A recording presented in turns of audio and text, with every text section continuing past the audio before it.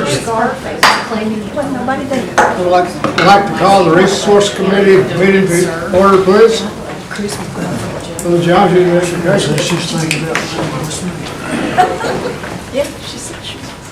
Our gracious Heavenly Father, let us thank you for this day that we can come together and do your work for the Cherokee people.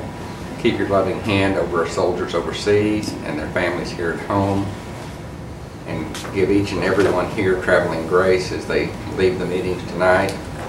And bless each and every one that we might do your work and do what's good in your eyes. In Jesus' name we pray. Amen. The roll call, please, Shelley. Curtis Snell. Here. Chris Soap. Here. Bill England. Here. Bill John Baker. Here. Jack Baker. Here. Harley Bowser. Here. Julia Coates. Here. Bradley Cobb. Joe Crichton. Here. Jody Fishinghawk. Here. Meredith Fraley. Janelle Fulbright. Here. Don Garvin. Chuck Hoskin Jr. Here. Tina Glory Jordan. Present. David Thornton. Here. Kara Cowan Watts. Honey. John Masters. Boom. We did it.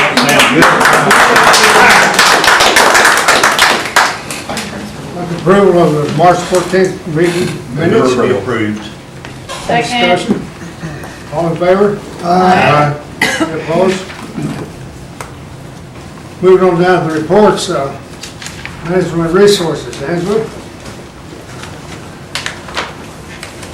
Good afternoon, Mr. Chairman, committee members. You have my report in your packet, so if you have additional questions, I'll take those at this time. Yes, Joe. Thank you, Mr. Chairman. I know Linda Dawson's been working on this, but I'll go ahead and ask you about the land in South Coffeyville. I understand there's going to be a cleanup day. Are you involved in the planning of that, or is your group involved in that? We're going to do a tandem work day and go down and clean up the site. Not certain who, but there has been some items that someone has gone in and already removed from the site, some of the things that were more valuable. So what we're going to do is go down together and do a cleanup day, and I believe that Linda was going to try and get in contact with you so we could also work with the community group there if they wanted to come participate and assist us that day with cleanup. I think they definitely do. I think they're very eager to do that. And beyond the cleanup day, do you guys have kind of a plan of action and a time frame within which maybe the trailer will be removed, if it's going to be removed, or what we're going to do with the land? Do we have any longer term plan in place? Well, I know when we made the decision to acquire the land is we were doing that at the request of the community organization, because at the time they wanted to use just the raw land to be able to do traditional games, play marbles, stickball, and things of that nature. I have since heard that some of the community folks are now wanting to try and utilize the structures that are there on site. And I'm going to have to ask Linda if we've got a plan from the Natural Resources and Real Estate Services perspective of disposing of the structures. Did we have Risk look at that, and have we determined if those need to be condemned, or where are we at on that? Now, as to the structures, one of them is a very recent construction of a garage type unit. And it's one of the things that the community is wanting to utilize because they pick up items for storage, like foodstuffs and clothing things that they want to distribute to the community, so that they hold those in their community center itself right now. And what they were wanting to do was utilize this garage in order to move it out of the community center and create more room in the building so that they can then store the foodstuffs and other items in the garage unit, is what they're wanting to do. The other little storage building, we hadn't had it assessed, but it's not in real good repair. So we'll have to look at that closer, but I think they're wanting to use that other building as well. As to the modular home, David Sutherland with Housing Authority, one of his people have looked at it and thought it looked in good structural condition, and thought maybe it could be used as a replacement home for someone. So they're still looking at it for that type of a purpose. Okay. So having said all that, we're going to meet, is it the end of April or 1st of The May? 20th, next week. Okay. Next No. Wednesday, we're moving down there. So probably what we'll do, once we get down there, we'll make an assessment of the other shed, not the newer one, to determine, we'll probably have someone from Risk go down and assess whether it's structurally stable and whether it's something that can be used. And then we can put a timeline together after we've all been down there and made an assessment, I think would be the safe Okay. thing to Well, do. I appreciate that. Things like mowing the land that's been acquired, there's been questions raised about. I mean, I think they're happy to do it, but I think they're reluctant to do it. I don't even know if it needs to be mowed at this point, but they've asked me that question, can we go over there and mow? And because they typically take care of the property around there. Is that something they can do? What we tried to do is, again, where we acquired it, knowing that the community organization wanted to use it. Normally, if we acquire something and there's not a community interest, we normally lease it out so someone can bale it for hay, or we contract with someone to mow it if there's not a group wanting to use it. But if they're going to be the ones utilizing it, then I would recommend that they do mow it and do the upkeep on it. I think they want to, and I'm not sure if I'm reading it wrong, but I got the impression that there's some hesitation on their part to do anything on this acquired land because they're not sure if they can, if it's permissible. We will- And it sounds like it is permissible for them to do the basic caretaking. The buildings, though, we still need to wait to make sure we've assessed those before we know what they're going to be used for. Linda, would we enter into a use permit with them on that We one? probably need to, they had started taking down one of the fences so that they could utilize a portion of it for their games. I don't, we'll assess that more next week when we get down there to see how much more they have done. But they were opening up one of the areas for their usage. Okay. All right, thank you very much. So what we can do while we're down there, Councilman, is visit with the main person of the community organization and discuss with them what type of agreement we want to enter into and spell out what their responsibilities would be. Okay, that'd be great. That Thank you. works? Yes, thank you. Thank you, Mr. Jackson. Council Lady Tanner? Yes. Angie, on your planning and development portion of your report, on a number of these, I see where you have received construction cost projection, or you've got planning underway for designing of existing buildings. Would you care to give us those projected costs on those different buildings and what the design will look like? Yes, I can do that. It's on page 9 of our, I think your report's probably the third page in. Yeah, At the I've got it bottom, here. So on all of them that we're talking about, where you've gotten at least the construction cost projection, or you've done preliminary plans and designs for each one of those buildings. I assume you probably could reduce those to a 8.5 by 11, or maybe a 8.5 by 14, or 11. I don't remember what legal size is now. After 30 years, I still don't remember it. 11.5 by 14. But if you would be able to reduce that and give us a more in-depth report on that planning and development area, I'd certainly appreciate it. Okay. Thank you very much.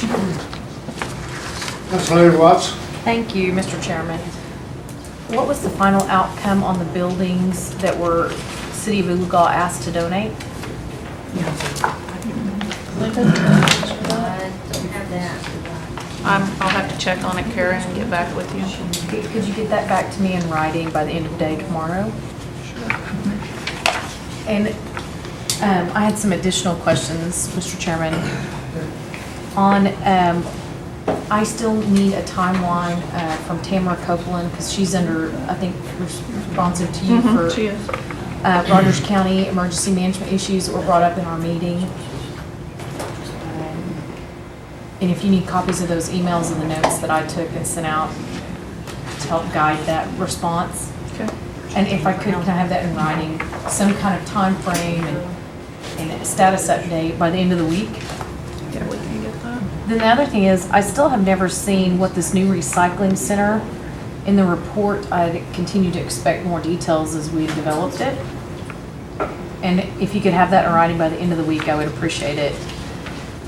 Then on the art inventory, I think that's been going on for about 2 years, and I was hoping to continue to get some kind of status update on where we're at with that, because that's part of the Truth in Advertising Act compliance, if I recall correctly.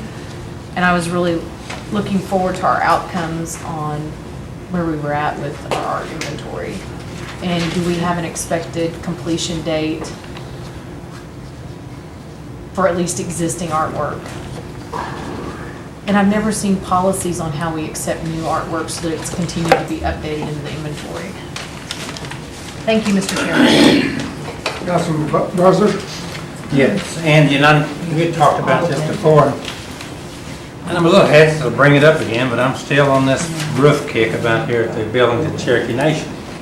I saw probably where we're gonna bid the roof out for this council house, and then I also saw one for the roads building. And I remember we probably did the roads building about six to 7 years ago.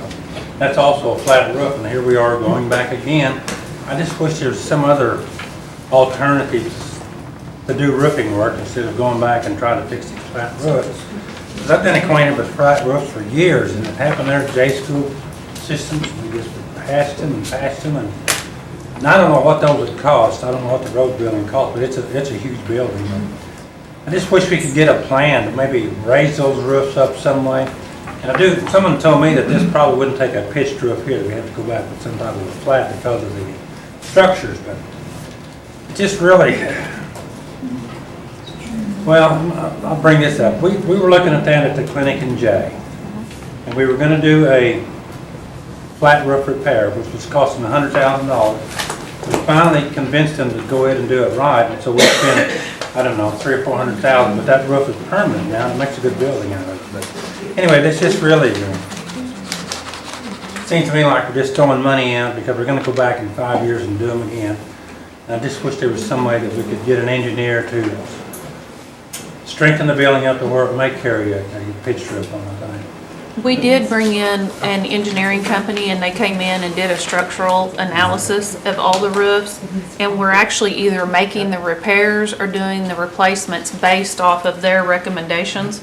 And again, we're not coming back in with extreme pitch roofs, but we are coming back in with enough of a slope on them that we're not going to have the standing water issues that we've had in the past. Well, good. That will help tremendously.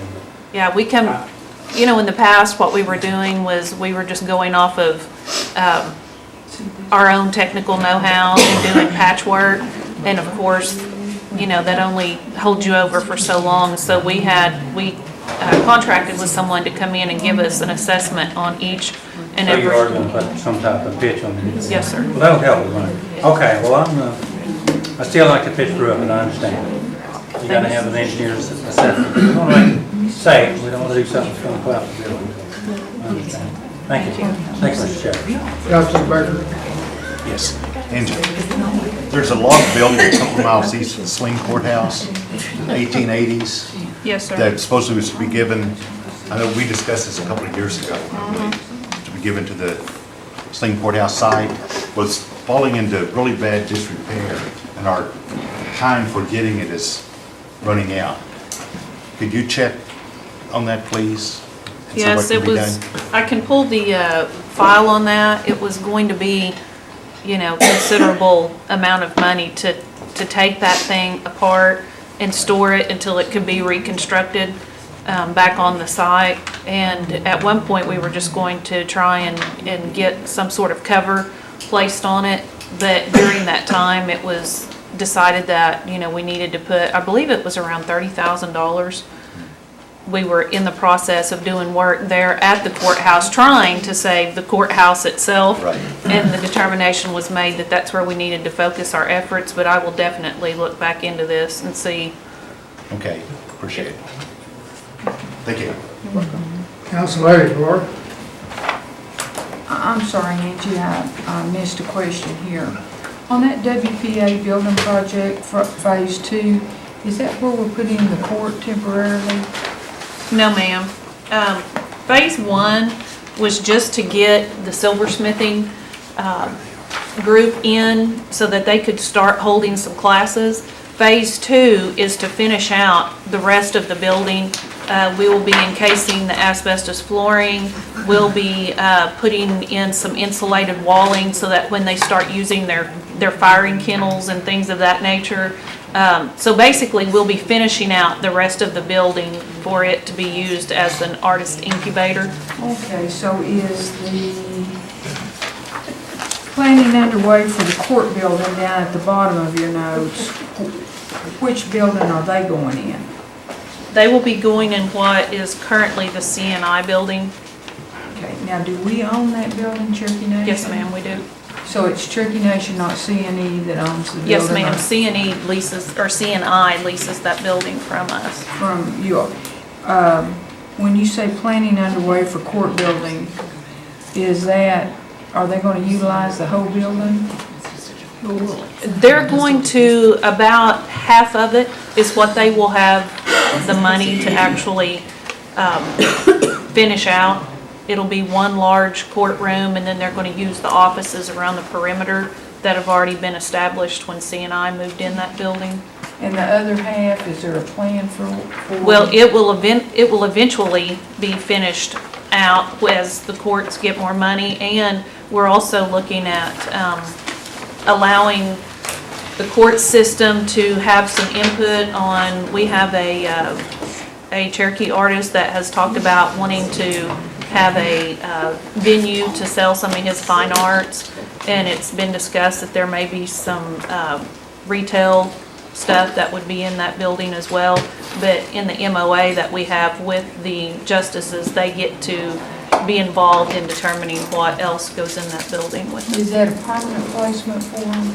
I would say for probably the next 5 to 7 years until we eventually start building out somewhere where you guys would be getting a new location as well as them. And they believe they'll only need one courtroom for 7 judges? At this point right now, they're looking at one large courtroom. Okay. And you're going to provide us the plans? Sure. Okay, thank you. And cost projection? Sure. Thank you. Council Lady Fishing Officer. Angela, the Veteran Service Center, it says a start date of April 15th. Is that still accurate? Let me make this last note.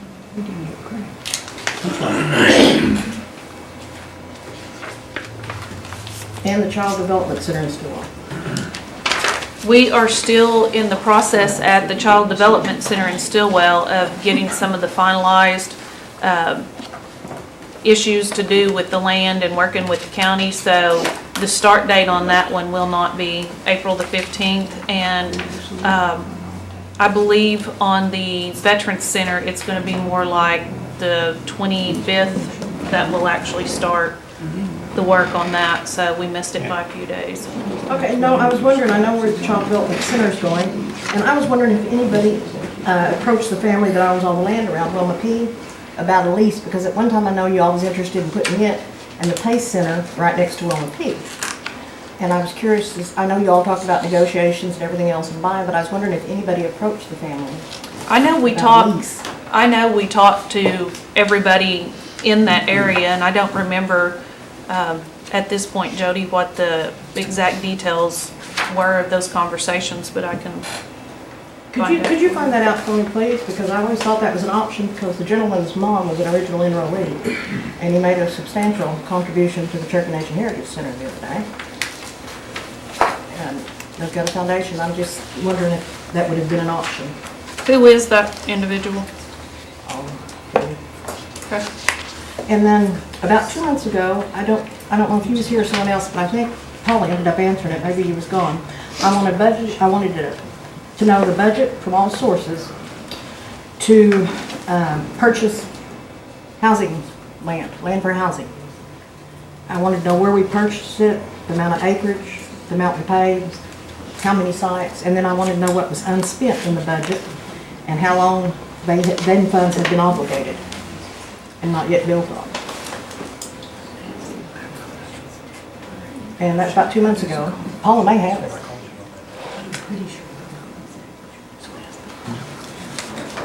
I have haven't seen anyone generate a report that has all of those details. I think the last thing that you had asked about was which acquisitions had we spent the most per acre That was on? just a week or two ago. Okay, so, okay. This was like 2 months ago, and I was thinking he wasn't here, because I know I asked Paula for it. So you want But I've never amount, received it. amount in all budget sources for affordable housing, Affordable, non-affordable, as long as it's housing. and then amount paid, Where, the amount of acreage, the amount paid for it. How many sites was it purchased with, in mind?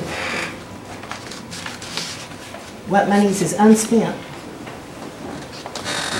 And how long the money has been obligated, but not yet put in building? It may go back a couple of years if housing plans, that's what I'm wanting. Okay, thank you. There's up there on our pine groves, yes, sir? there was one of the pine groves where the utility company went through and dug down some pine trees. Okay, Some of the local people wants to know what they're gonna do to get those trees that's been nosed down. was it up in Delaware County? Yes. Okay. So that Twin Oaks, Bull Hollow Road is going in. Okay.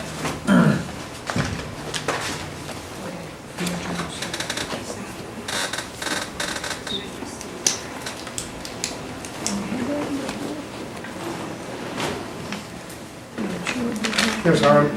Yeah, Andy, I just want to throw this out. Maybe plant a seed again about the pine. I've been on here for almost 4 years. We haven't done anything with them. We talked about this log cabin going over to Sling Courthouse. We have day worker programs, and a lot of those people use chainsaws and wood cutters. Would it be a possibility that we could go in and thin those pines or something like that and build a house that Jack Baker showed us a picture of? And I know you probably can't say, yes, we can do that, but I'd like to plant that seed out there because we really need to do something with those pines. It just seems like a logical choice to get them and build them on our properties that are already established. So anyway, just a thought. I'd like you to keep it in mind if there's anything that we have day workers that need work and can do work, so those are some things we might consider, at some point in time. But anyway, I just want to throw that out. So I know we've talked about it for a while. Thank you. Councilman Brennan? Thank you, Michelle. Angela, how many of these heirloom Ozark Chinkapin genetics have we planted several of them? I know that we have planted some, but I would have to get that exact number from Pat. Are they thriving? Are they? Again, I'm gonna have to get a report for you because I'm not out in the field every day to know. I know when I was a boy, kind of like some of these other tree species, when I was a boy, there was chinkapin trees all over Adair County. And something killed them out, so I'm hoping these will thrive and prosper because they're a good food crop, when they start producing. Thank you. Any more questions, Angela?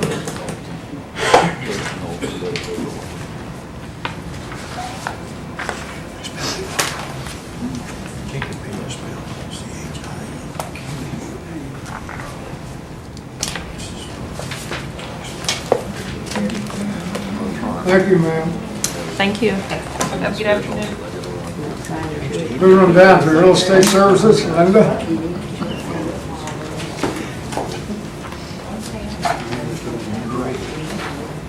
Good afternoon. You have my report, I believe it's in your packet. Do want to start with Kara though. I'm sure she's wondering about the Claremore Federal Building. We have again pressed for information on that with the Bureau of Indian Affairs, and Mr. Charles Head, who is the acting regional director, has said that he would get with the solicitor to find out what's the holdup. So, and we again stress that that building is in need of repair, and if we have more rains and more problems, it will cost us more eventually to fix it if we don't get something done soon. So we are pressing forward on that. Okay, and I think Chuck has already talked about the South Coffeyville, and so we are taking care of that next Wednesday. Some of our people will be up there. They're leaving at 6 from here and planning to be there about 8. And I don't think Angie and I are going to get there that early, but we're planning on being more like 10. So we were going to invite the community to try to be there more at a 10 o'clock time. That way it'll give our other people time to assess what's there before the community group comes in. On the grazing situation, this is our 5-year grazing time. We've got our units in our bid packets, and those have all been sent out. I believe you all got a copy. And it's going to be April the 28th. It will be in the community room, so that if anyone wants to join, they may do so. We're planning a lunch at noon. We'll have some food for the lessees who are coming in to bid, and then we'll start the actual bid opening at 1 o'clock. So you're all invited if you want to be there to participate in the bid opening. That's at 1 o'clock. And let's see, I was trying to think if there's anything else that's coming up. I think that's our main situations. We are dealing with the Bureau of Indian Affairs on a project that is the TAMS management, which is where we're trying to get a location on where we're going to try to do a research program to find out where all of our restricted Indian tracts are, and to have all of those titles researched. And the Bureau is trying to find us money to pay for the program. So that's one of our main endeavors right now. Did anybody have any questions? Councilman Hoskin, I withdraw. She answered it, Mr. Chairman. Thank you. Councilman Glory. Linda, I don't think I got a copy of the packet for the bid. Okay, I mailed it to Gail, so. Would you care to send me one? Okay. I don't know if anybody else is interested in that, but I always get a lot of questions Yeah. from community people about that, and it would be easier if I was looking at the same thing that they're looking at. Okay, do you want it inter-office or you want it emailed to you? Would you care to email it to me? I'll Okay. just print it off at the office. Okay, we'll do that. I sure would appreciate it. You're Thank you very welcome. much. Okay. Any other question? Any questions, for Linda? No. Thank you, Linda. Thank you. Moving on down to environmental programs, Tom Elkins.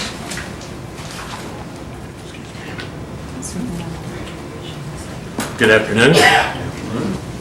How are you all?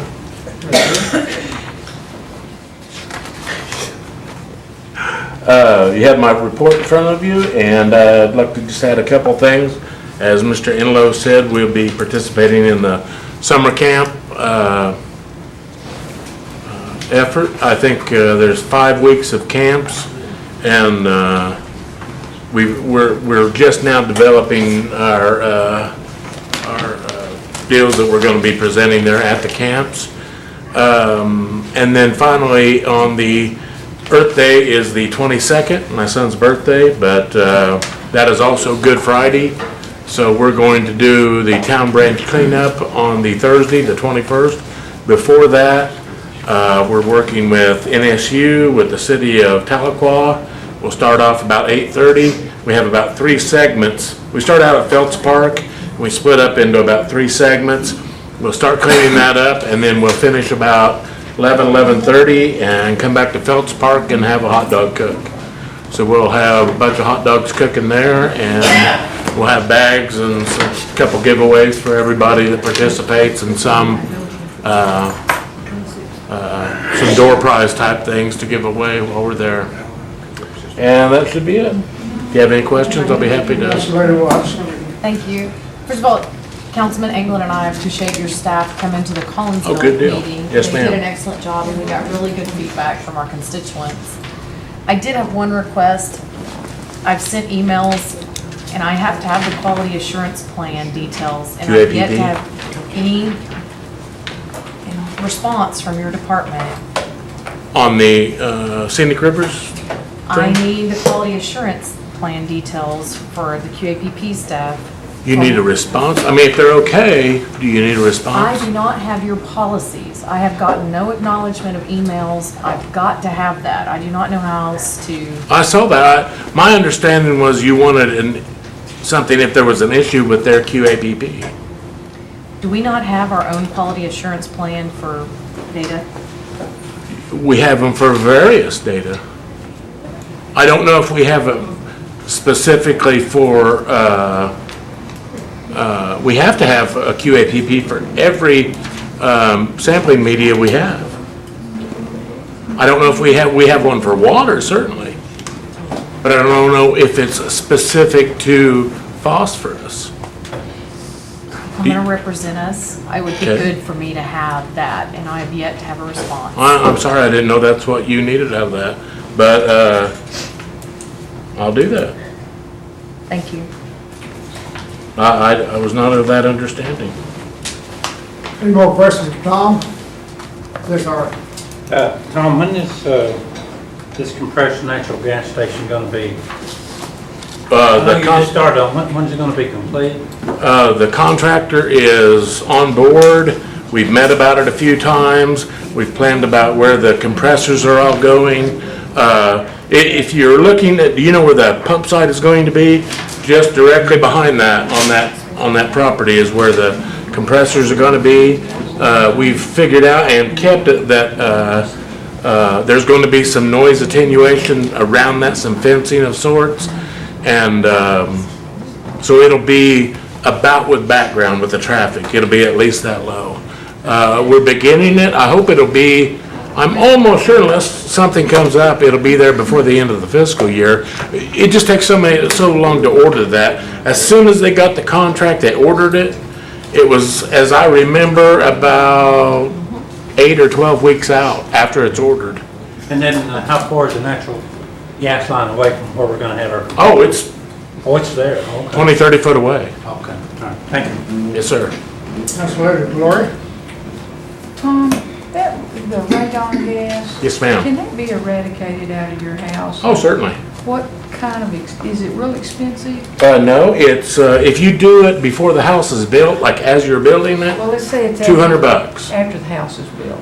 Then it's usually about 3 to 4 times that. So, but it's still a manageable amount. Oh, yes, ma'am. We've seen them done for, it just depends. If you get somebody around here who knows what they're doing, $1,200.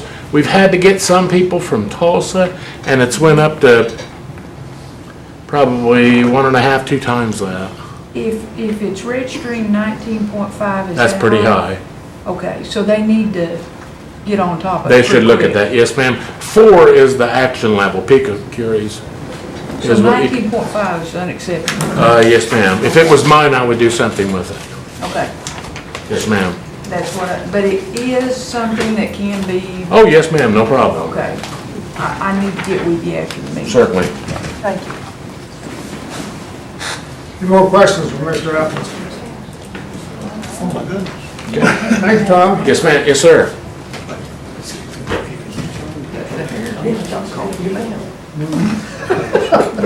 Maybe less. Moving on down to old business, not pending. Moving on down to new business. Kara? Oh, she just stepped out of the room.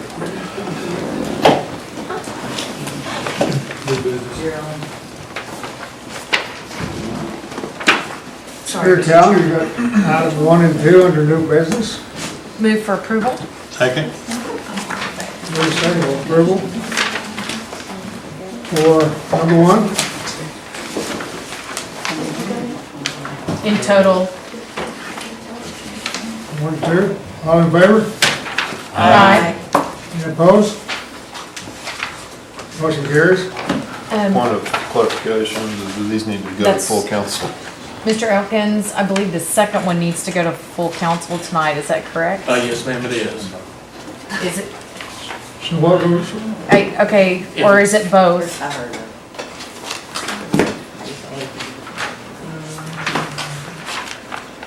If they could both, yes, ma'am.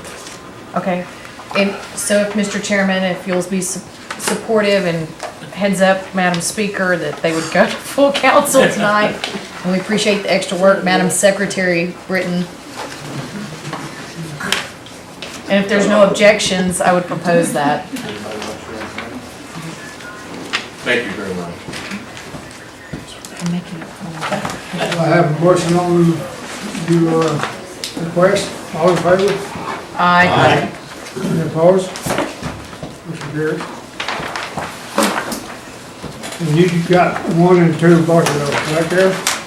Yes, Mr. Chair, thank you. Moving on down to item 3. ESA Energy, Mr. Gene Flynn. Doug, can you set up his? He just had a couple of pages, so we printed them out. Okay.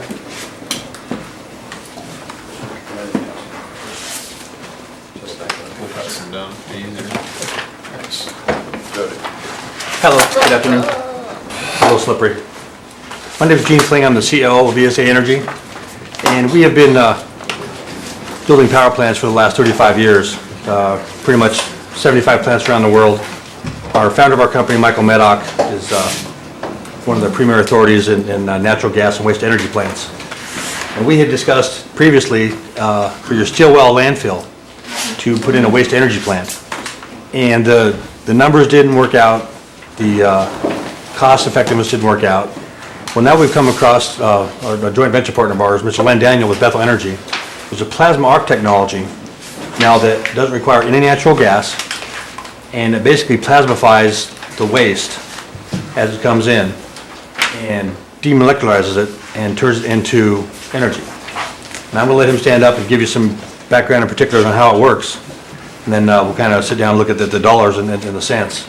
But the previous waste energy plant, with only getting 6.5, 7 cents per kilowatt, now we can get that 6.5, 7 cents per kilowatt. Plus, it generates thousands of gallons per year of biodiesel as a byproduct, and of silicone and metals and that type of thing. So the process now, in its current form, is very, very, very profitable, and the entire plant, roughly $150 million, can be paid for in 3 to 5 years.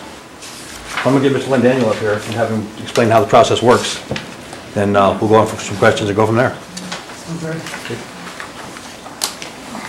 We're going to do some more paper here. I'll start half of that way, and half of that way. And while that's going around, I'll just, for sake of introduction, we've been joint ventured with ESA on some development in California, and I'm going to talk to you about that. California is one of the hardest places in the world to get a power plant built with all the air quality issues that are there. So if we can get this done in California, we can get it done in Oklahoma. Let me say it's an honor to be here in front of the council. I've looked forward to this for a while. I'm originally from Kentucky, and Appalachia, Kentucky. And the source of my last name has always been a question to a lot of people. They always want to put an S on it. And the family response to the Daniel name is it's Cherokee Indian. And the Appalachian people are a people that hide out, they don't trust government. They went to the mountains either to get away from indentured servitude to the lords of Virginia, or they hid out in the mountains for one reason or another to keep from being put on the reservation. And my grandfather was Cherokee, so it's nice to be here, and it's nice to talk with you, and it's one of the things that excited me about coming here.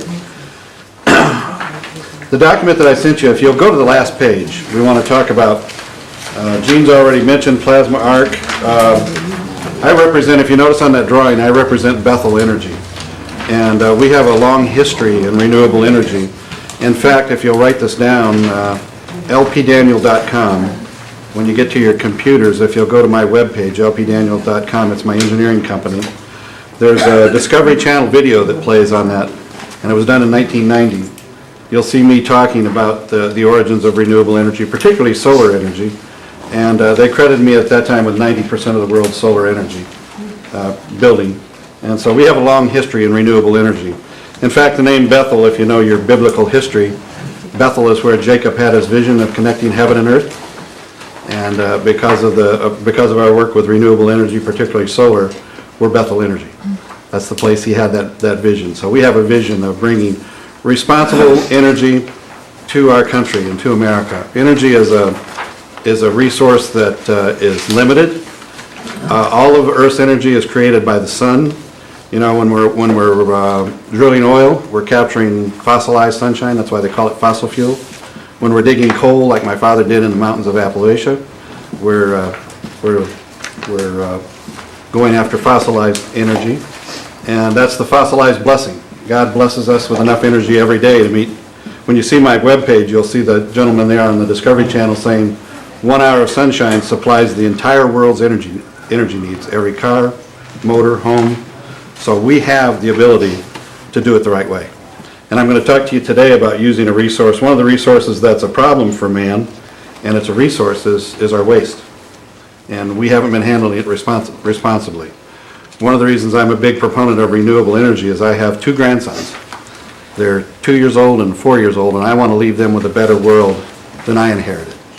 And we don't want to be putting carbon in the air, carbon dioxide in the air. We don't want to be using fossil fuels. And trouble with the Lord's blessing, when it enters the earth and becomes coal or gas, it gets sulfur in it, it gets oxides in it, it gets pollution in it. When we use it directly, it's not polluted. And we're here to talk to you today about plasma arc. There's some of the councilmen, in fact, he's not there. We were talking to him about plasma arc, and I guess there was a presentation done some time ago about plasma arc. This technology has evolved. Plasma arc is not mysterious. Plasma arc is one of the sources of energy. Our sun is a plasma arc furnace. It doesn't burn. It molecularizes up there in an oxygen-free atmosphere. So and gives its heat and energy to the world. We see plasma arc in lightning bolts. You know, lightning bolts up above 19,000 feet have no oxygen. And the key to our plasma arc technology is, and I'm going to start describing the technology with you. So if you'll bear with me, the drawing's kind of big to be this small, but the box here on this side, that's our fuel loading facility. Now in California, we're using waste wood. California banned wood burning and opened for the farmers about 2 years ago because it puts carbon dioxide and lots of sulfides and stuff in the air. They banned agricultural wood burning 2 years ago, and we came up with this process to solve that problem. We're taking, if you see the 4 trucks, the big square, if you just keep in mind that's a big concrete slab. We drive in 4 trucks. The 4 trucks you can see there, they dump their waste wood, waste agricultural wood, onto that slab. The inner square is a Butler type building. It's a metal building, no sides on it. End loaders push that wood into that building, the wood waste. It's in about 3-inch pieces, 3/4 inches wide. They push that wood into there. There's an overhead crane. You can see the 2 rails in the crane that picks that wood up, and it drops it in the 2 hoppers at the end. And where I want you to really follow me closely as we get into the plasma arc process, that's all pretty much fuel handling technology. But when we cross over here, this is a grinder, and the grinder takes those bigger pieces of wood and it basically pelletizes it. And that's a drag train conveyor that runs north and south there, if you can see where my finger is. And then the 4 vessels there are feeders. They feed that fuel into a plasma arc chamber. If you look, these round circles right here is a plasma arc chamber. And this is what I want to talk to you about. The plasma arc chamber is oxygen free. So number 1, what's that tell you? No oxygen, no burning. Burning takes place at 800 to 1100 degrees. At the end of those 4 loaders is 4 plasma arc torches. They're 3/4 megawatt electric torch. And we create a plasma arc. And with a 1.5 megawatts on each one of those, 3 megawatts total, we bombard this feedstock with electricity at 5,000 to 20,000 degrees. That's way beyond burning, and there's no oxygen, so there's no burning. What that does is when you take a material, any material, and in the case we're talking to you folks about, you have a landfill waste problem here. And our wood, the only difference in here, our wood burns at about 8,000 BTUs per pound. We've looked at landfill waste. Riverside County wants us to take their waste. LA County wants us to take their waste. And most landfills coming in about 63 to 6,800 BTUs per pound, so it's slightly less. It'll take a few more tons. And I'll talk to you about tonnage in a little bit. But it'll take a little more ton with landfill. But into wood, we bombard that with this electricity. We electrify the material and it demolecularizes it. what it does is, if you remember your high school science or college science, all things are made up of atoms. They have nuclei and they have electrons flying around them. In this process, we break the molecular bonds up, we free the electrons, and the nice thing about the electrons are hydrogen and they're carbon. I want to talk to you about the hydrogen and carbon because that's where this thing really gets interesting. The hydrogen and carbon electrons are freed up and they go through this processing chamber, and we'll look at this again, the science of it back here in just a minute. But I want you to physically see how this works. They go through this processing chamber, and that processing chamber takes the particulate matter out of it. If there's any sand, you can't burn dirt. So dirt becomes glass. You know, you take sand and you heat it up enough, you get glass. So we take the glass out in the cake filters. Those hot hydrogen and carbons then travel through two, in the case in California, the thing I need to make you understand too is that's a 250-ton train and that's a 250-ton train. Each one takes 250 tons per day of material. And those two trains end up with a gas turbine at the end of it. That gas turbine, the hot gases that come off, the hydrogen gases and the carbon gases, spin that turbine and they make 15 megawatts of electricity, 15 and a half. So there's 31, those two produce 31 megawatts of electricity. We sell that. And because it's produced so cheaply, we can sell it fairly cheaply. Our contract in California is to sell that in 6 cents range, 6-7 cent range. And we sell that electricity. The hot hydrogen and carbons then travel. The hydrogen is the fuel of the future. I think you've heard about hydrogen cars, you've heard about hydrogen generation. The nice thing about hydrogen, one hydrogen wants to grab 2 oxygens, and what's that? That's water. So in a condensate, in a condensing tower, we run that hydrogen through there, we grab 2 oxygens, and we get deionized water. We get 40, in this case, making 30 megawatts, we get 45 acre feet of deionized water. It's a lot of water, 22 gallons per minute. And the carbons, we route the carbons through acid filter and then through a philanthropic filter, and carbon is the basic ingredient in all fuels, and it becomes biodiesel. And we're making 5.5 million gallons of biodiesel from what was a waste product that the farmers in California have been burning and putting. When they burn it in open burning, carbon grabs oxygen and it becomes carbon dioxide. It becomes a greenhouse gas when you burn it. When you release all these other materials in open burning, they become greenhouse gases. When you do it in a demolecularization process, they become useful elements.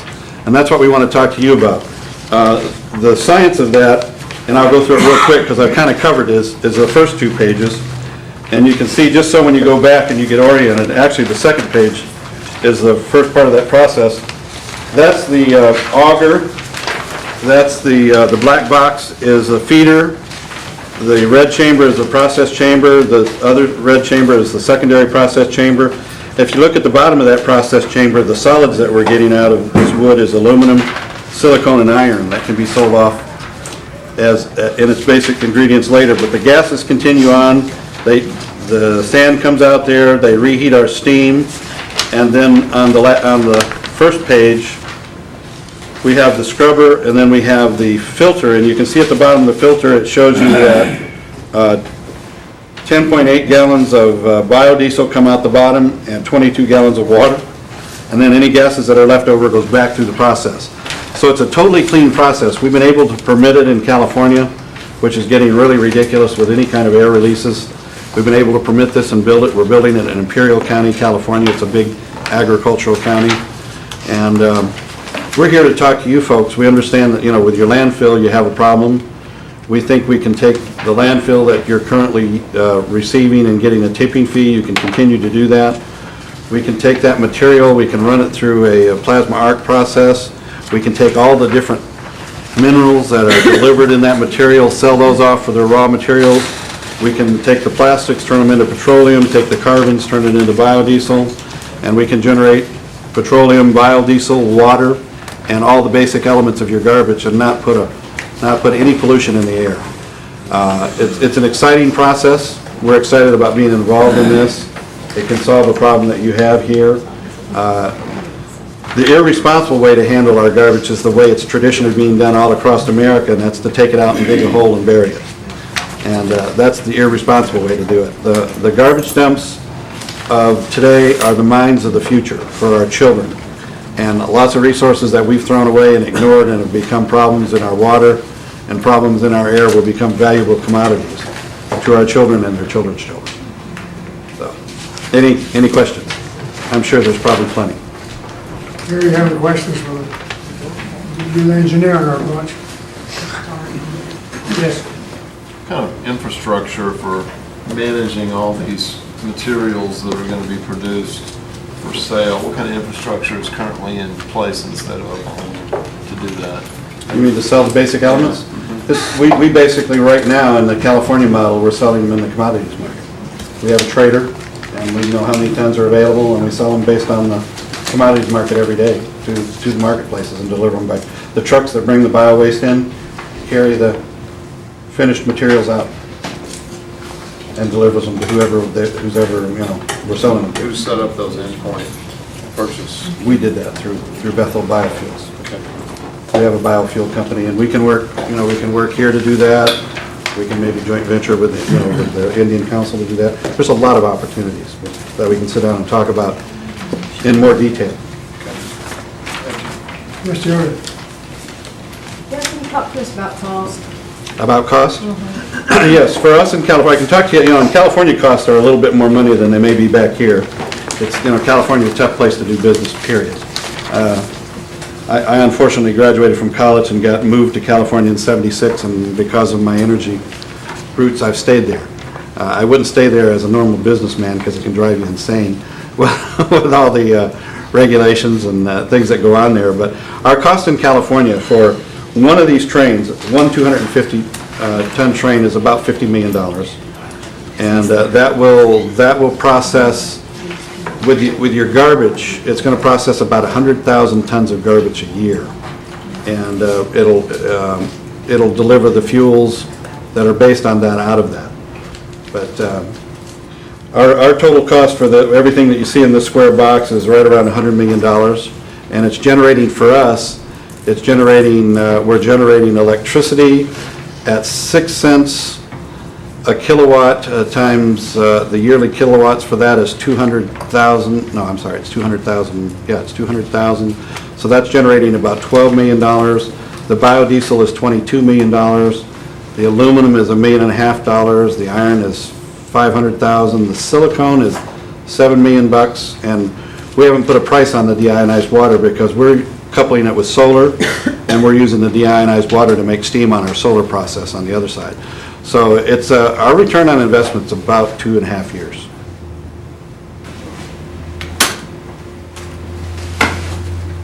And there's, the other thing I need to mention to you, and I don't mention this to put pressure on you. One of the things that's causing this to go on right now, if you're familiar with the TARP or the renewable energy incentives, there is a 30% incentive. So if your plant costs you $100 million and you get it started this year and you get to the 5% safe harbor, you get 5% of your project completed, and that's an investment in land, you can qualify for a 30% federal tax credit. And that federal tax credit right now is being given through Obama's as a grant. So if it cost you $100 million, you get $30 million back from the federal government. Once your plant starts up, 30 days after operation, the grant's payable to the project. We're doing 3 of our projects under that right now for $270 million in government funding. Yes, Kara? Thank you, Mr. Chair. I assume at a $100 million capital cost, that you've got some minimum thresholds for both a customer, like revenue generating, because you would have to have transmission lines then out of Stillwell. And Yeah, does that that's in that assume cost. that cost? We're assuming a transmission line within 5 miles. And then, And there's a substation that's included in that price. so, I mean, what kind of customer demand and what kind of trash load would you have to do to generate enough to do a 2.5-year payback on a $100 million project in remote Stillwell, Oklahoma? I mean, I don't see any of those numbers before Well, this business kind of committee. Yeah, I understand. We'll do that in more detail, but just to give you some general talking numbers, this plant will generate 200,000 megawatt hours. If you got 10 cents a kilowatt, that's $20 million. At 6 cents a kilowatt, that's $12 million. I mean, I'm not familiar with the electrical load or energy load for the state of Oklahoma, but that may be 3 states of Oklahoma. No, We're not it's not. California, so No. I'm trying. 200,000 I'm curious. megawatt hours in a year will supply a community of about 20,000 people. So can you store that energy when it's No, not being used? energy cannot be stored. Okay. Thank you, Mr. Chair. Any more questions? Yes, sir. Just a quick question. Yeah.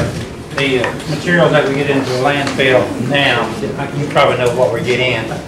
Will that have to be increased to meet the demand?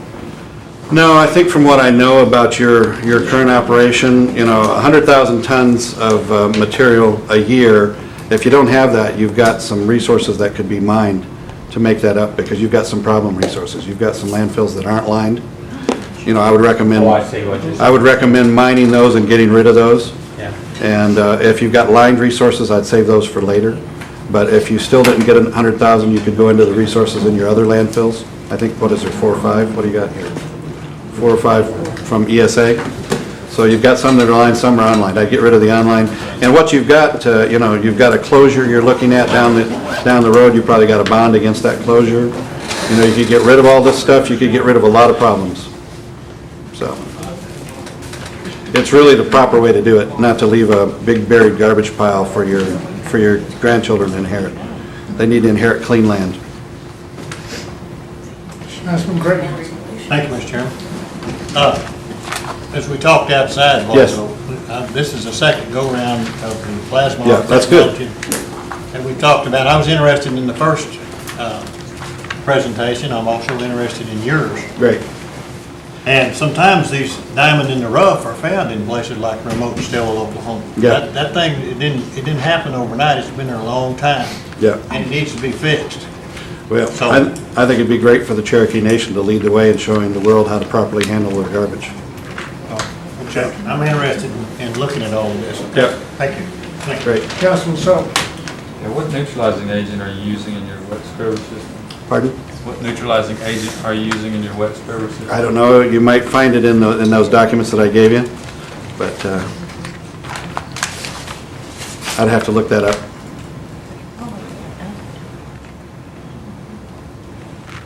Any more questions? Yes, Jody.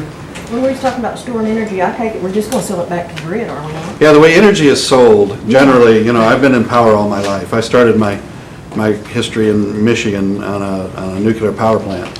Dirty word right now, but I learned my power business in 1972 on Enrico Fermi Atomic Power Plant. I've worked on some coal plants. I've done some gas plants. Since 1983, I've done 9 solar plants, and I've done a lot of renewable gas plants. But energy, basically, the way energy works, it's sold in 3 conditions. Off-peak is when the utilities don't want it. Off-peak is basically from 11 o'clock at night in most areas, when people go to bed, until 5 in the morning. Off-peak power generally is worth about 3 cents a kilowatt. The nice thing about renewable, maybe you can answer me this, and I'm sorry I didn't get a chance to look before I came here, but I've been extremely busy. Does Oklahoma have an RPS? An RPS is a renewable portfolio standard, a requirement that the utilities buy renewable energy. I think they do. There's 29 states in the union. California was the first. California was the first state to require a renewable portfolio standard. We did 10% back 10 years ago. Just last week, it was raised to 33%. Of the power has to be from renewable sources. Oklahoma, I would guess, is 10 or 15%. But with a renewable portfolio standard, from this process, this is renewable energy because garbage renews itself. It doesn't go away. It's renewable energy. And because it's renewable energy, the value of that energy, just the pure energy, is 3 cents. But generally, because of the renewable portfolio standard, utilities will pay 8 or 9 or 10 at night because they need to offset their coal and their gas that they're burning, so they'll buy that energy. And then your mid-peak power, usually at 5 o'clock till about noon, power rates go up. They go up in the 7 or 8 cent range. And you can sell power for 7 or 8 cents. When we're making power at 6 and selling it, that's a bargain for the utility. And then from noon, and noon is when all the air conditioners kick on and all the factories are going full bore. From noon to 6 o'clock is on-peak power. And on-peak power on the spot market sells for 30 to 60 cents a kilowatt. So You know, if you make a deal with the utility on this to give them renewable energy, even at the 10-cent range, they go for it because they earn those renewable portfolio standard credits. They can qualify for their discounts. If they don't, they have to go out and buy power, expensive power. And so that's one of the things that makes this attractive. And it's one of the reasons I'm back in the business. I did it in the 80s under the Carter administration standard offer 1 and 2s. Those all went away by 1992. The gas companies put me out of business. I did some other things, went to Russia and did some other things.